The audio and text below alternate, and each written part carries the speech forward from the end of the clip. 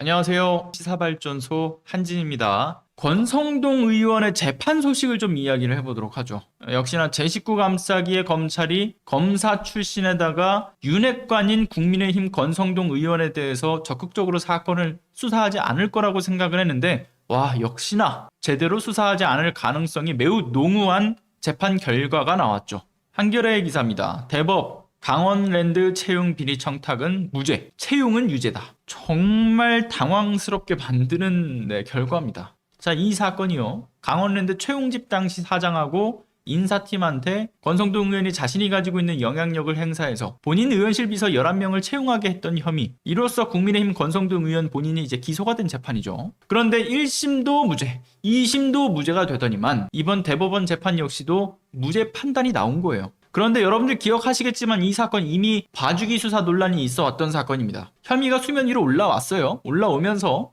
당시 국회 이 권성동 의원은 법사위원장이었죠. 국회 법사위원장이던 권성동 의원에 대해서 구속영장을 청구하려고 하니까 그 당시 누가 이걸 막았냐? 문무일 당시 검찰총장이 여기에 제동을 걸으면서 못하게 막았죠. 그리고 이번 대법원 판단이 있기 전 1심, 2심 판단에서도 무죄 판단이 난 것에도 역시나 검찰의 부실 수사 의혹이 있습니다. 자, 재판부는 채용을 위해서 응시자 면접 점수를 조작하는 것과 같이 매우 좀 광범위하고 조직적인 조작이 있었다. 그래서 유죄 판단의 근거가 될 만한 것을 재판부가 인정을 해요. 그런데 무죄 판단의 가장 결정적인 근거가 뭐였는지 아십니까? 검찰이 권성동 의원의 청탁에 대해서 증명하지 못했다. 이것이 무죄 판단의 근거였죠. 그래서 권성동 의원이 최 전 사장의 청탁을 받고서 승낙한 사실은 인정되는데 청탁한 현안이 부정한 청탁에 해당되거나 청탁의 대가로 비서관이 채용됐다라고 평가할 수 없다. 정말 황당한 이러한 재판 결과가 만들어진 겁니다. 자, 그런데요. 최홍집 전 강원랜드 사장이 법정에서 진술한 내용이 있어요.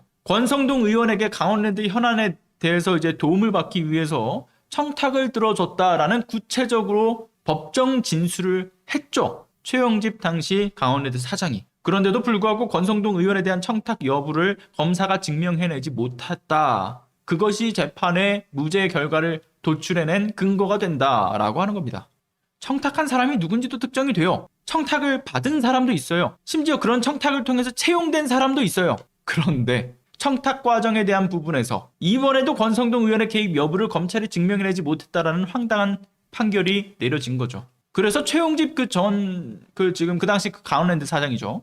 최용집 전 강원랜드 사장에 대해서만 유죄 판단으로 징역 3년 땅땅땅 그렇게 확정이 되죠. 그런데 권성동 의원만 무죄로 슬며시 빠져나옵니다. 특혜를 받았고 청탁을 했다고 하는 권성동 의원은 아무런 청탁을 받지 않는 이런 재판이 과연 여러분들은 상식적으로 납득할 만한 재판 결과라고 생각을 하시나요? 권성동 의원의 청탁 증언도 나온 마당에 직접 청탁한 사실이 검찰에 의해서 증명되지 못했다라고 하는 거. 누가 봐도 검찰이 일부러 제대로 된 수사와 기소 조치를 하지 않았다. 의심할 수밖에 없는 문제인 겁니다. 따라서 검찰 공화국의 서막을 알리는 또 하나의 사건 결과가 만들어졌다. 라고 저는 개인적으로 생각합니다. 21세기 지금 법치주의와 민주주의 국가에서 이런 말도 안 되는 일들이 정말 비일비재하게 유독 국민의힘에게만 법의 성역으로서 작동되고 있는 이 재판 결과가 나온다는 것 정말 역겨운 일이 아닐 수가 없다라고 말씀을 드리면서요 마치도록 하겠습니다. 자, 오늘도 좋은 하루 보내시고요.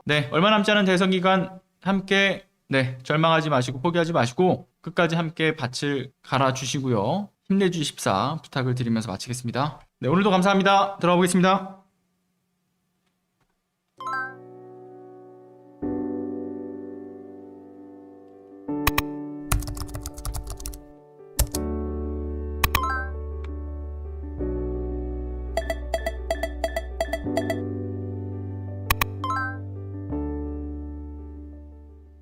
안녕하세요. 시사발전소 소장 한지입니다. 시사발전소는 진실을 찾는 민주언론으로서의 역할을 다하기 위해서 다양한 방법으로 활동을 이어나가고 있습니다.